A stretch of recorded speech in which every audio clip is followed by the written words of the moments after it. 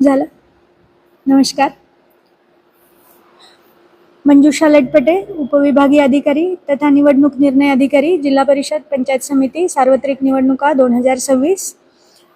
अहमदपूर तालुक्यामध्ये एकूण 6 गट आहेत आणि 12 गण आहेत. एकूण 200 मतदान केंद्र आहेत आणि एकूण मतदार आपले 1,60,693 आहेत.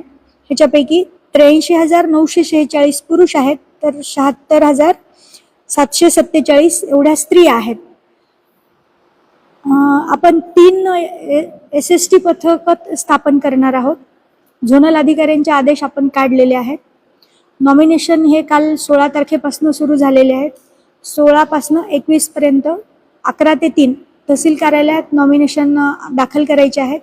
सगळ्यात महत्त्वाचा बदल म्हणजे ह्या वर्षी सर्व नामनिर्देशन पत्र हे ऑफलाईन पद्धतीने स्वीकारले जाणार आहेत.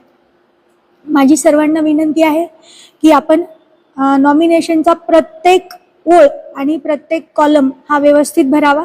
त्याच्यासोबतचं जे शपथपत्र आहे ते आपण व्यवस्थित भरणं अपेक्षित आहे, कारण शपथपत्रामधला एखादाही कॉलम जर रिकामा असेल किंवा आपण भरलेला नसेल तर आपलं नामनिर्देशन पत्र हे फेटाळलं जाऊ शकतं. ह्याची काळजी आपण घ्यावी.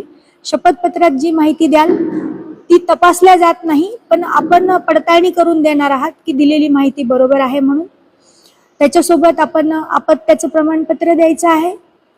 खर्चासाठी स्वतंत्र खातं द्यायचं आहे आणि त्याच्यासोबतचे जे 10 पेजेसची जी माहिती द्यायची आहे, जी नामनिर्देशन पत्रासोबत तहसील कार्यालयातून आपल्याला पुरविण्यात येत आहे, ती आपण पूर्णपणे भरून असं संपूर्ण भरलेलं नामनिर्देशन पत्र आपण तहसील कार्यालयात वेळेत सादर करावं अशी माझी विनंती आहे. आणि आचारसंहिता कक्ष प्रमुख हे आपले BDO श्री शेळके हे आहेत. आचारसंहितेचं सगळ्यांनी आदर्श आचारसंहितेचं पालन करावं. कुठेही गालबोट लागणार नाही ह्याची प्रशासन जशी काळजी घेईल तशी जनता म्हणून आपण घ्यावी आणि सर्वांनी यासाठी सहकार्य करावं. धन्यवाद.